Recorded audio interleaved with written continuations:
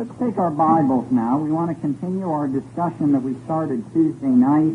We were talking about fear of Jehovah, and Tuesday night we mentioned a scripture in Numbers 12, verse 8, where Jehovah said, "Why did you not fear to speak against my servant, against Moses?" And so fear comes into the picture when we're talking about Jehovah's representative. So tonight we're going to expand that discussion.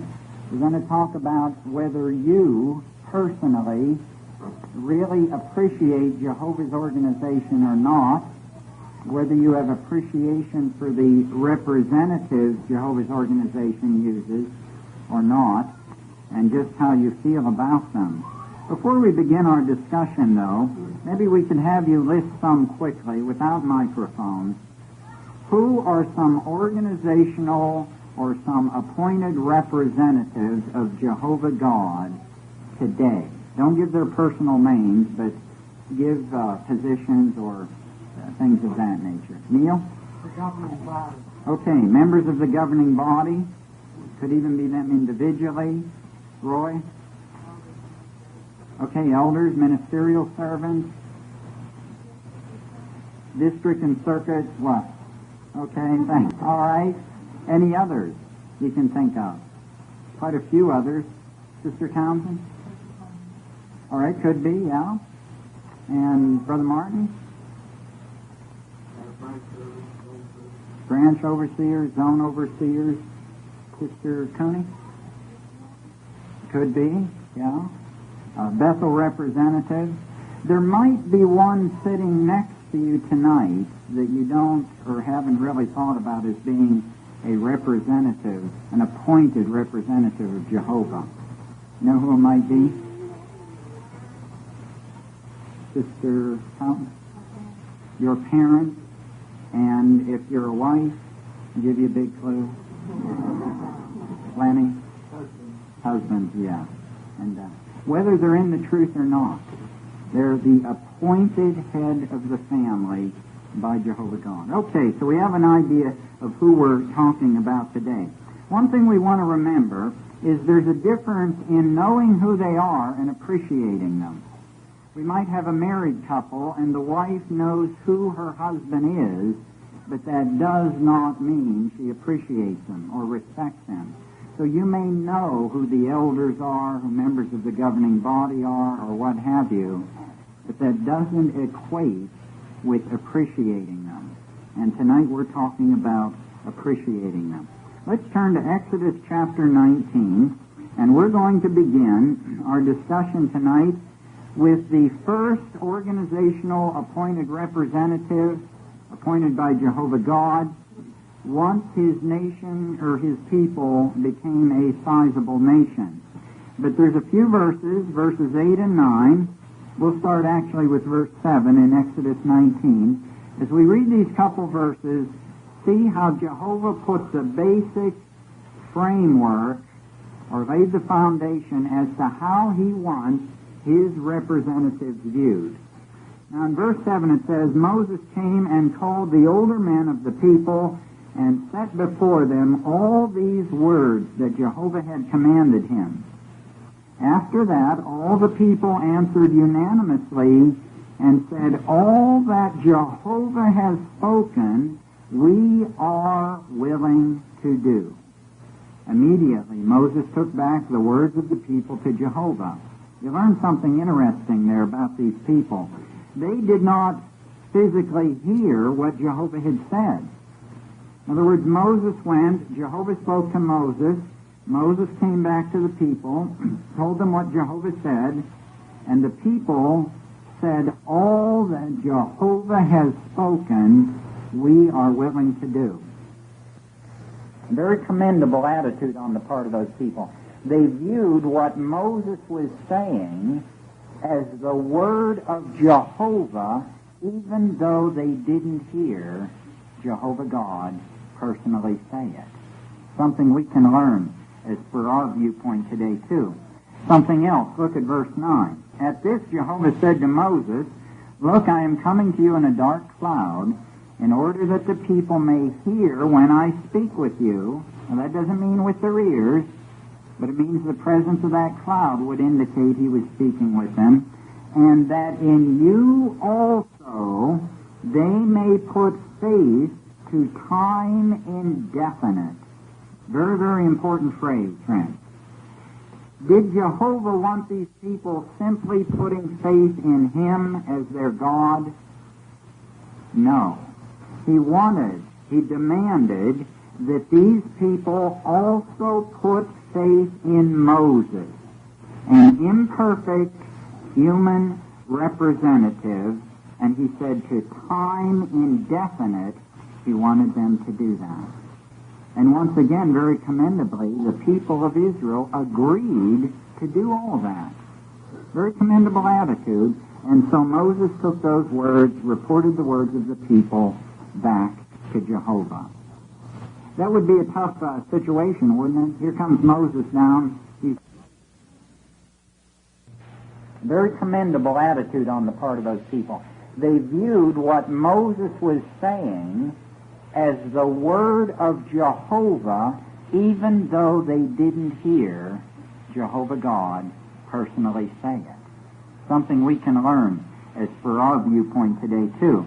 Something else. Look at verse 9. At this, Jehovah said to Moses, "Look, I am coming to you in a dark cloud, in order that the people may hear when I speak with you." Now, that doesn't mean with their ears, but it means the presence of that cloud would indicate he was speaking with them. And that in you also they may put faith to time indefinite. Very, very important phrase, friends. Did Jehovah want these people simply putting faith in him as their God? No. He demanded that these people also put faith in Moses, an imperfect human representative, and he said to time indefinite, he wanted them to do that. And once again, very commendably, the people of Israel agreed to do all that. Very commendable attitude. And so Moses took those words, reported the words of the people back to Jehovah. That would be a tough situation, wouldn't it? Here comes Moses down. He's just spoke to Jehovah, and he comes up and he said to you, "Listen, Jehovah said also that you're to put faith in me to time indefinite." Oh, he did? Really? Oh, I didn't hear that. Isn't that interesting that Moses had to deliver that message to the people, but the people were willing to do that, and Jehovah would bless them because of that. Now take your Bible, turn to Numbers chapter 16. Numbers 16, here's a very common account that someone commented on tonight. This is not too long later in time. Notice the vast difference in the attitude of these people now, a short time later. Verse 1 reads, "And Korah, the son of Izhar, the son of Kohath, the son of Levi, proceeded to get up together with Dathan and Abiram, the sons of Eliab, and On, the son of Pelas, the sons of Reuben, and they proceeded to rise up before Moses, they and 250 men of the sons of Israel, chieftains of the assembly, summoned ones of the meeting, men of fame. So they congregated themselves against Moses and Aaron, and said to them, 'That is enough of you, because the whole assembly are all of them holy, and Jehovah is in their midst. Why then should you lift yourselves up above the congregation of Jehovah?'" My, oh my, what a change of attitude. And we look at Korah, don't we? And we even think of the book of Jude, where in relationship to Korah it uses the expression animalistic and demonic. And we say, "Oh, Korah, that no good, disgusting rebel against Jehovah God and his people back there. How could a man ever do such a thing? He deserved to die for what happened." Well, that's easy for us to say. But did you ever wonder what happened between Exodus 19 and Numbers chapter 16 to make Korah and 250 men do what they did? Were they just stupid people that just wanted to get a little action in the nation of Israel? Or was there something that moved them to do what they did? What we're going to do tonight from this point on is we're going to ask you to do none other than to picture yourself as a family back in the nation of Israel. Forget you're living in this century. Picture you and all of your family members living back there. And as we go through these next few accounts, try your best to picture yourself standing and seeing all that went on in these situations. And you might come to understand what led Korah to do what he did. Turn to Exodus chapter 32. Here's one thing that took place. Exodus 32, Moses went up in the mountain. He was up there 40 days, no extra food, water, clothing. And after 40 days, you begin wondering what happens to a man up in the mountains. Probably he's died. They may have reasoned. So in verse 1 of chapter 32, it reads, "Meanwhile the people got to see that Moses was taking a long time about coming down from the mountain. So the people congregated themselves about Aaron and said to him, 'Get up, make for us a god who will go ahead of us, because as regards this Moses, the man who led us up out of the land of Egypt, we certainly do not know what has happened to him.' At this Aaron said to them, 'Tear off the gold earrings that are in the ears of your wives, of your sons, and of your daughters, and bring them to me.' And all the people began tearing off the gold earrings that were in their ears and bringing them to Aaron." Now notice this wording carefully. "Then he took the gold from their hands, and he formed it with a graving tool, and proceeded to make it into a molten statue of a calf. And they began to say, 'This is your God, O Israel, who led you up out of the land of Egypt.'" What disgusting wickedness. Jehovah had just taught the Egyptians a lesson about animal worship, and here they were imitating that soon after coming out of the land of Egypt. And what makes it worse, look at verse 5. When Aaron got to see this, he went to building an altar before it. Finally, Aaron called out and said, "There is a festival to Jehovah tomorrow." What a major mockery of Jehovah God. And let's see how Jehovah felt about that.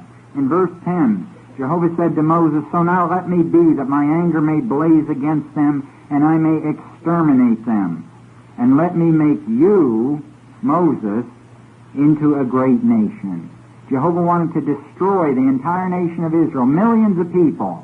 And he wanted to somehow take one man, Moses, and build that man into an entirely new nation. No doubt about how Jehovah felt.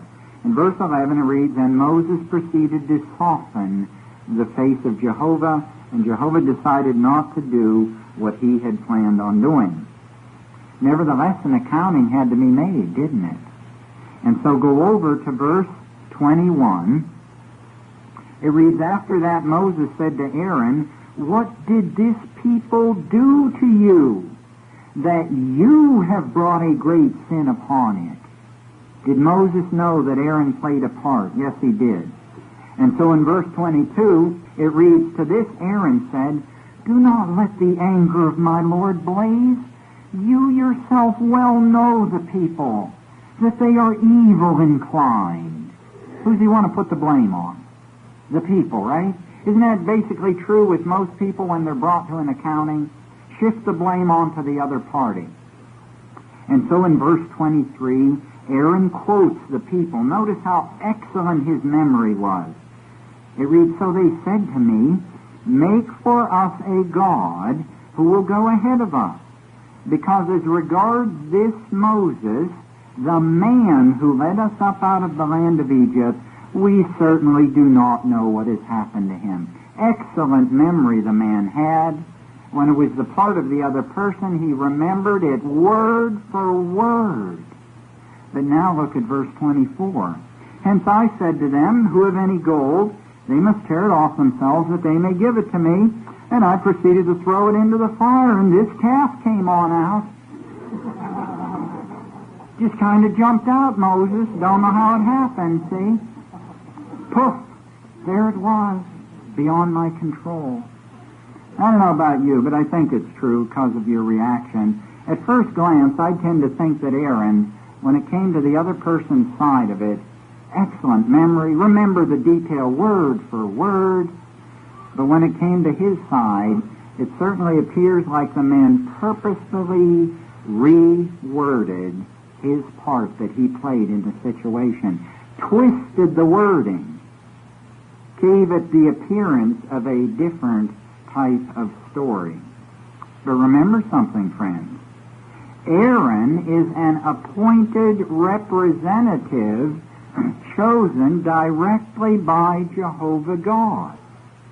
When Moses went out of the nation of Israel was left under the charge of Aaron. So here we have, do you see it now? Maybe you heard it. Here we have the man Aaron in charge of the whole nation of Israel, and he's twisting his side of the story. He's rewording the part that he played in the situation. Now, how would that set in your mind, to see and hear something like that take place? Moses wasn't fooled, verse 25, and Moses got to see that the people went unrestrained because Aaron had let them go unrestrained for a disgrace among their opposers. Then Moses took his stand in the gate of the camp and said, "Who is on Jehovah's side to me?" And all the sons of Levi began gathering themselves to him. You know who that included? Aaron. Aaron was the son of Levi. Can you picture it now? Moses is making an accounting. Who is on Jehovah's side? And I dare say Aaron might have hurried over there a little. He knew he was under the rule of accounting here, see? But nevertheless, here go all the sons of Levi right over to Moses' side.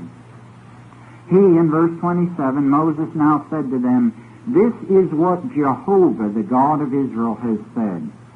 Put each one of you his sword on his side. Pass through and return from gate to gate in the camp, and kill each one his brother, and each one his fellow, and each one his intimate acquaintance." And the sons of Levi proceeded to do as Moses had said, so that there fell of the people on that day about 3,000 men.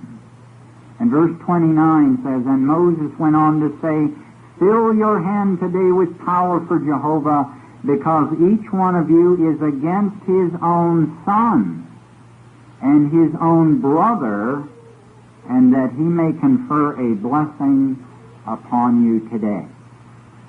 Now we see the account clearly, but friends, take a moment to picture yourself as an Israelite family. Please do this tonight, because it's going to teach us a very valuable lesson.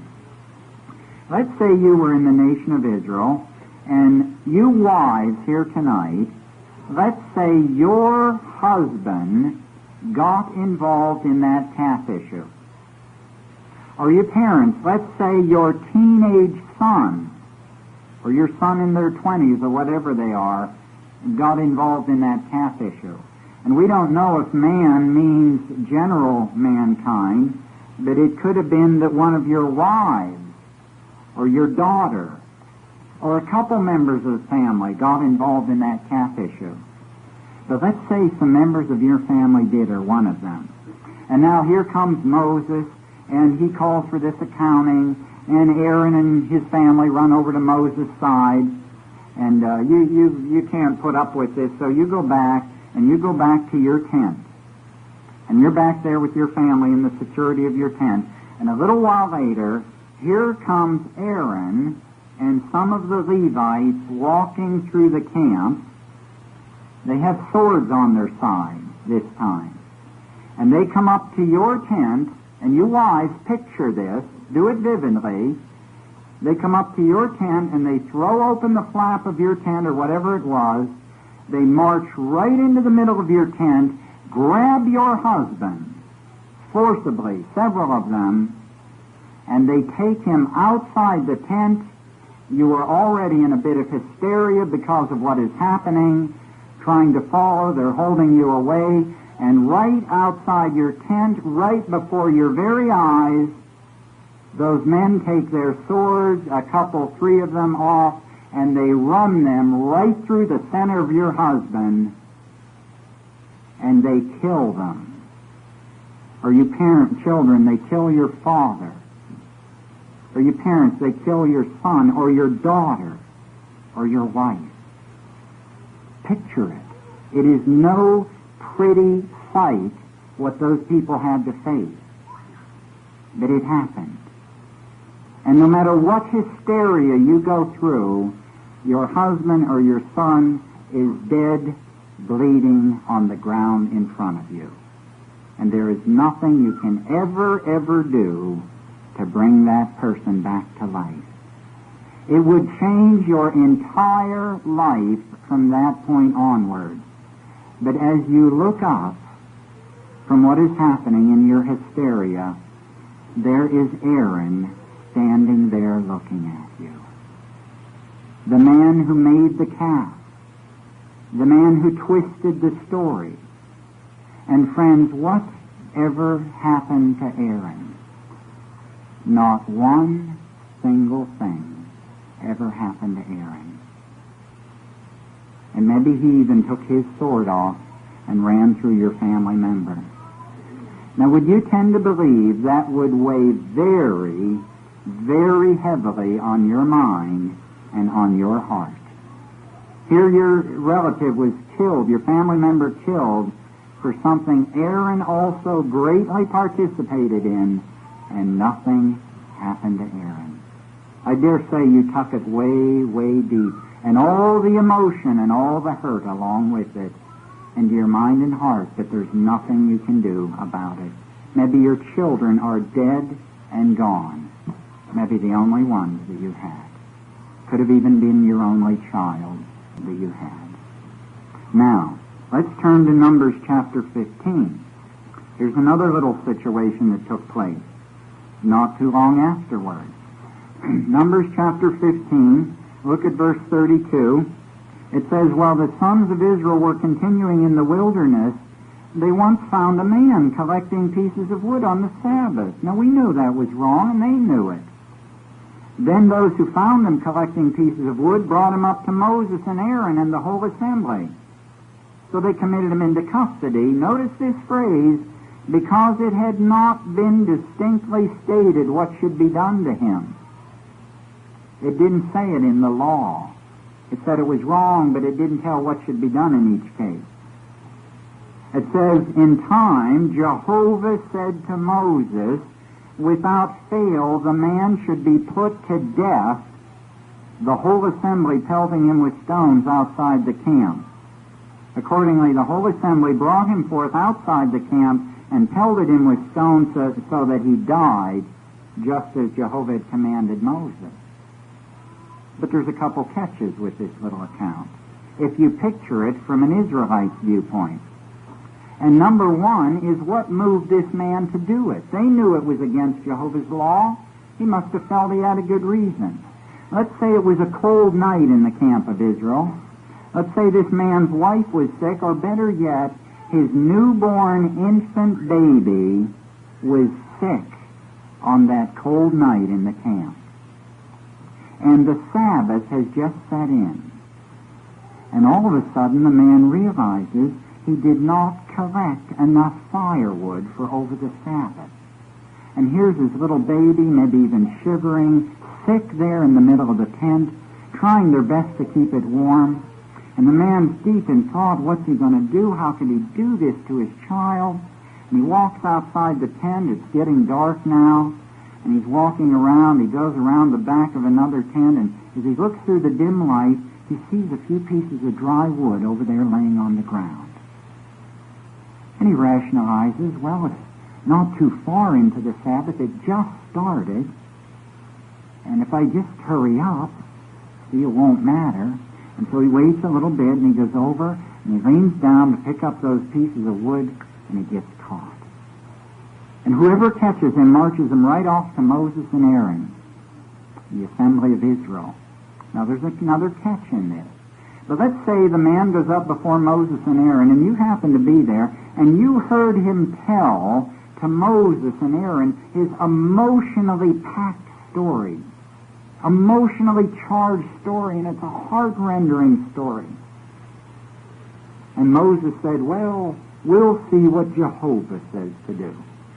Now you got to remember something. The 8th book mentions that at this time in history, where Jehovah spoke to Moses was inside of his personal tent. For a while, his private tent was called the Tent of Meeting. That's where he'd go and meet Jehovah and speak with him. So here goes Moses, maybe Aaron with him, he did sometime, into his private tent. Nobody heard the voice of Jehovah. Out comes Moses out of the tent and looks at the group and said, Jehovah said, put him to death. Take him out and stone him for what he's done. Stone him. Kill the man for trying to provide a little warmth for his sick baby. I didn't hear Jehovah say anything. And besides, Moses, show me where that's written, if you would please. Did you ever hear that famous expression? Brother, I'd like to see that in writing. Could Moses show them anything in writing? No, he couldn't. It's a very important scripture to remember. And they didn't hear the voice of Jehovah. Just like it comes back to mind that they didn't hear the voice of Jehovah when Moses told Aaron to go through the camp and kill all of these people. And you see this situation, and no matter what you do, maybe the man's wife is in hysteria emotionally, they drag the man off and they kill him. And here's this wife left with her family to raise, and nothing has changed. And you tuck that away in your mind and in your heart. And now here's what happens. A little while later, it's during the daytime, and you're in your tent, or out in front of your tent. And you're down because of what all has taken place. You still haven't recovered from the loss of your family members. And as you look through the camp, here comes a very well-known man and respected man in the camp of Israel. And it's the man Korah. And he's got a whole group of older men with him. And Korah is one of those very gentle, very considerate individuals, always tries to help people with their situations. And Korah comes walking up, and he's about the same age as Moses and Aaron. He saw all of these things take place. And he comes walking up, and he comes over to your tent, and he looks at you and he says, how are you doing today? Oh, I don't know. I guess I'm making it. He says, you know, I've been watching you lately, and I really, really feel for what you've been going through. He says, just the other day, I was picturing that scene back there where they killed your husband or they killed your son, your children.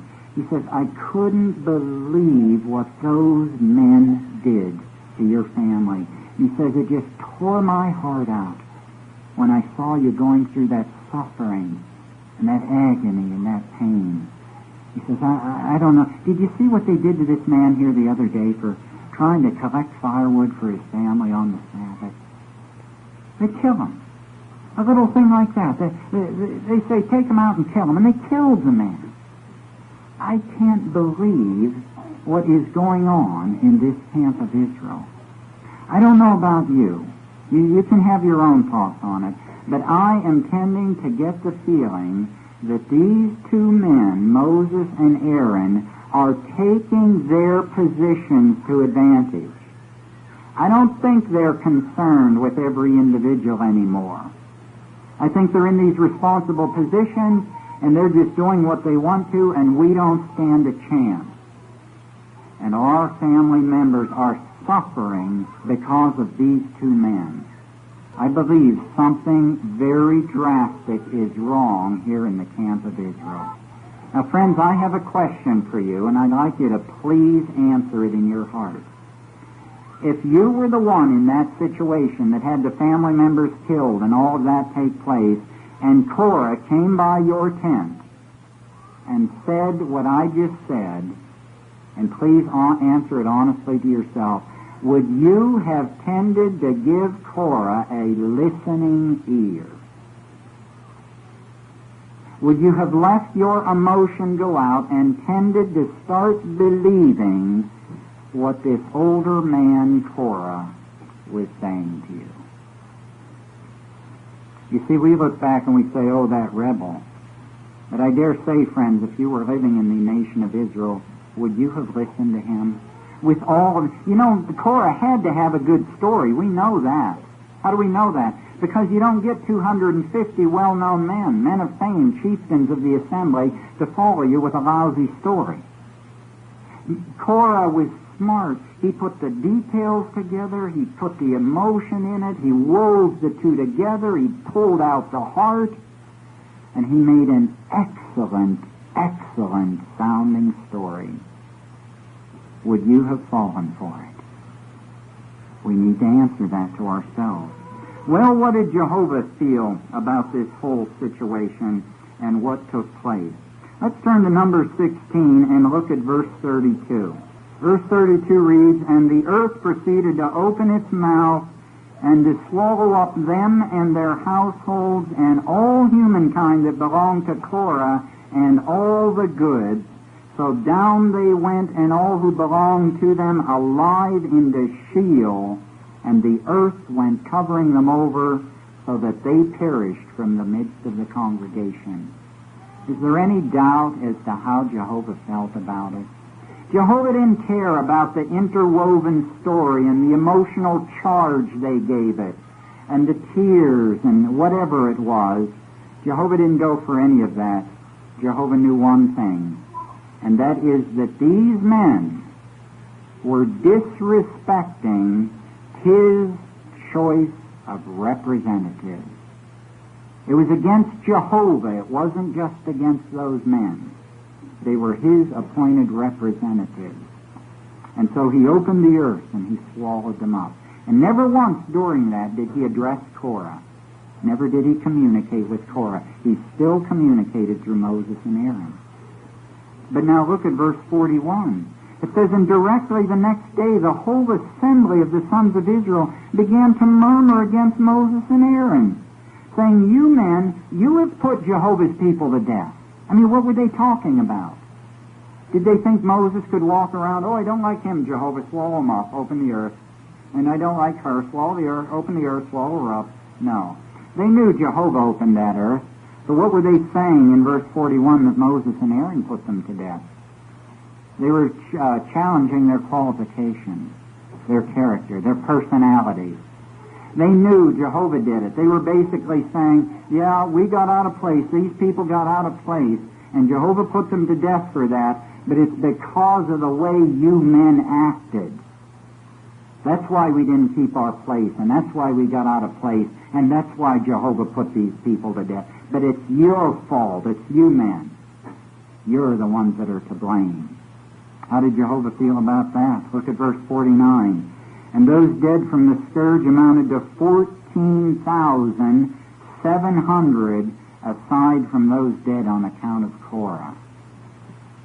You add the two figures together, friends, you come up with a figure of nearly 15,000 people that were directly executed by Jehovah God for one and one reason only. And that is for complaining and arrogantly disrespecting two men that he chose to use. Is there any doubt about how seriously Jehovah views our treatment of his chosen representatives? And it's all there in the Scriptures, and Jehovah has not changed down to this day. And so that leaves us in a very big predicament with a very big question. And that is this, and you answer it. What has come out of your mouth about any of Jehovah's appointed representatives over the last 6 months, year, couple, 3, 4 years, whatever you want to take? You wives, what have you said to your husbands or your children in the privacy of your own home about Jehovah's representatives? You husbands, what have you said to your wives? And even if you're married to an appointed brother, what have you said about other ones? And you children, what have you said about your parents? And you wives, what have you said about your husbands? Jehovah doesn't consider it a light matter. You can't just say anything and Jehovah ignores it. Look at Numbers chapter 12, verse 2. This is the scripture we do well to remember. Numbers 12:2. It says, and they kept saying, is it just by Moses alone that Jehovah has spoken?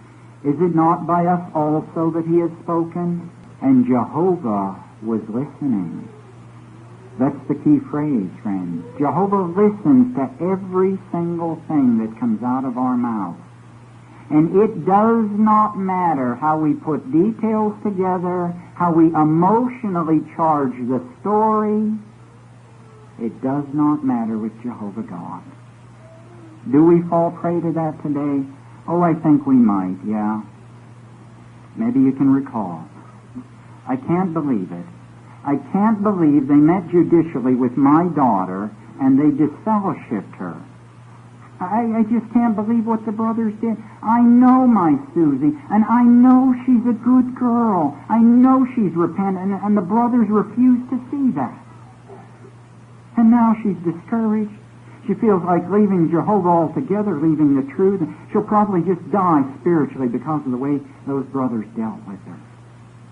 Or they dealt with my Johnny, and only 3 people knew about what he was involved with. I don't know why they had to publicly reprove him, make an announcement to the congregation. Now everybody knows what he did. They can connect it with that talk they gave the other night, and he's just so embarrassed he doesn't even want to walk in the Kingdom Hall anymore, and I don't even feel like going to meetings anymore. Those brothers down there, the way they treat my child.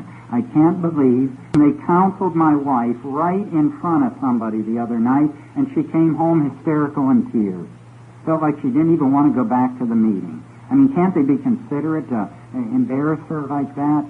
And I can't believe they did this and that and made this arrangement. And, they took the book study out of Brother So-and-so's house and moved it clear down there over the hill. And don't they know my mother lives up there and she's elderly and she can't, it's too far for her to go. And Pop driving those roads late at night, going out in the evening, all that way. I mean, who are they considering here?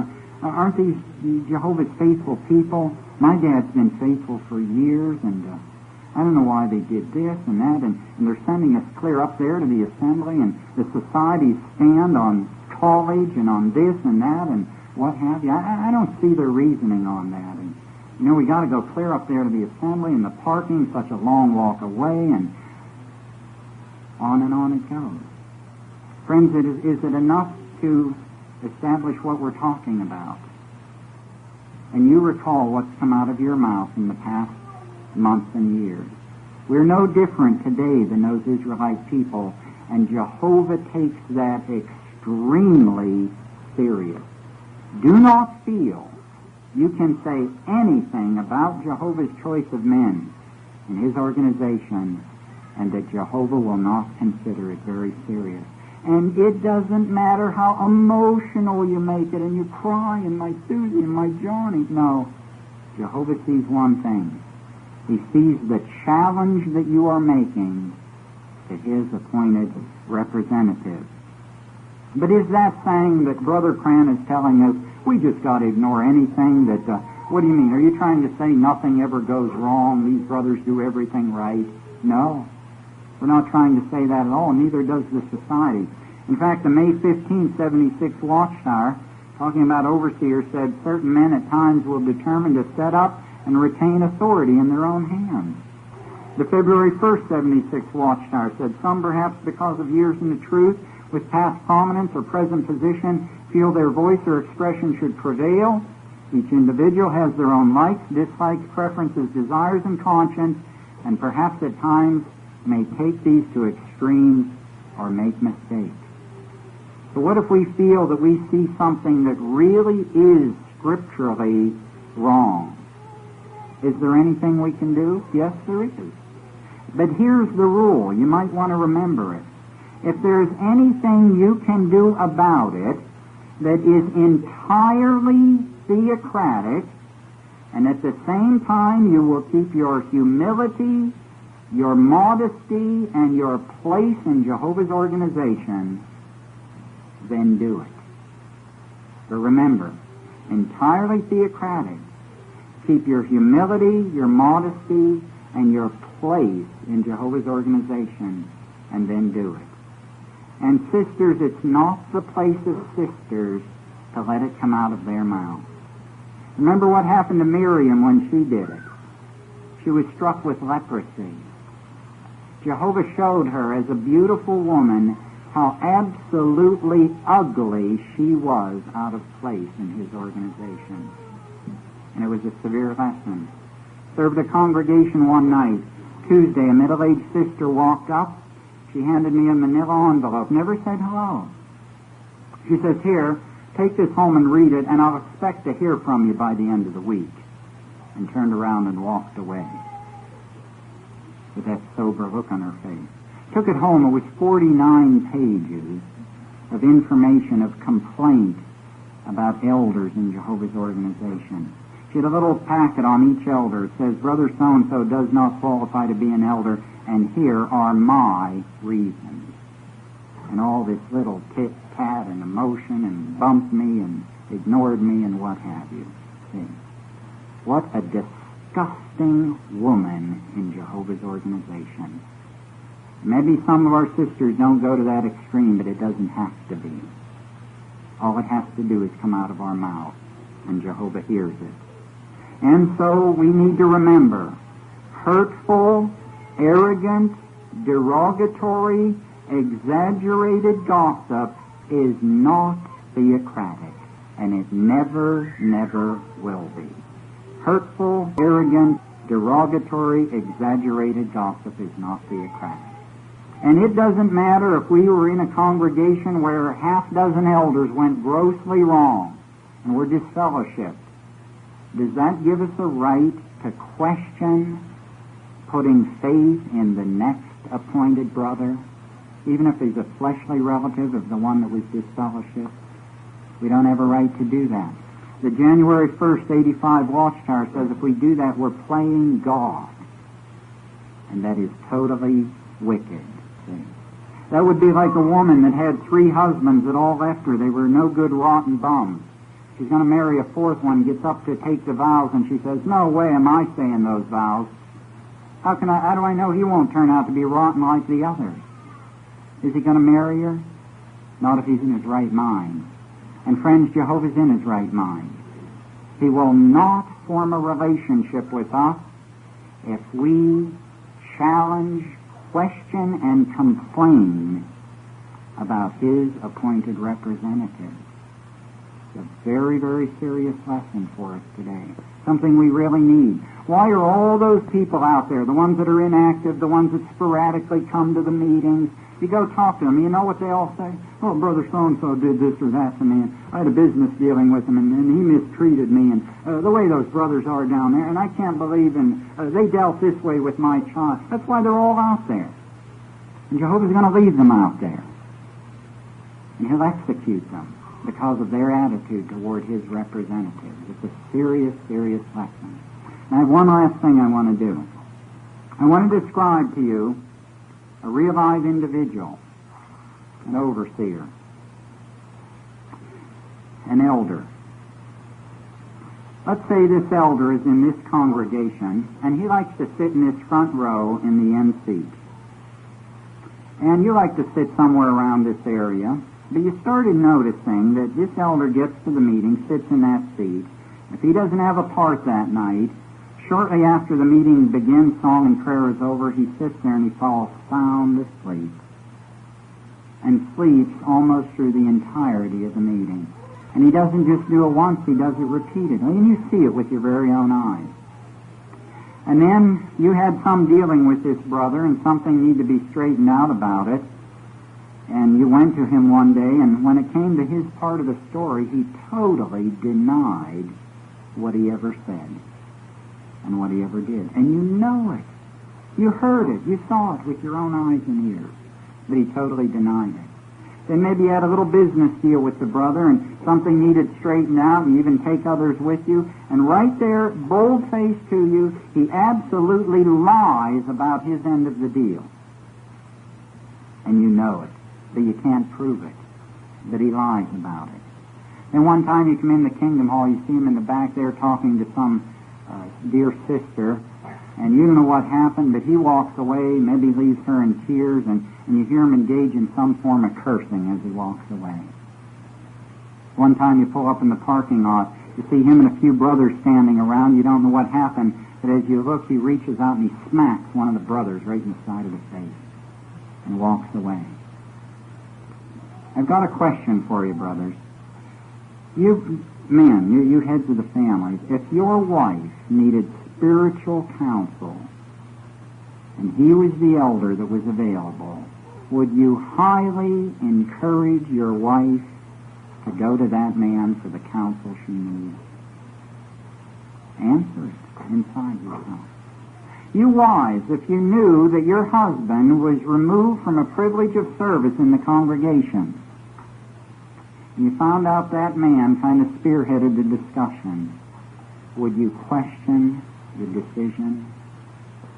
If your child was met with by a judicial committee and you knew that man was the chairman of the committee, would you question the decision?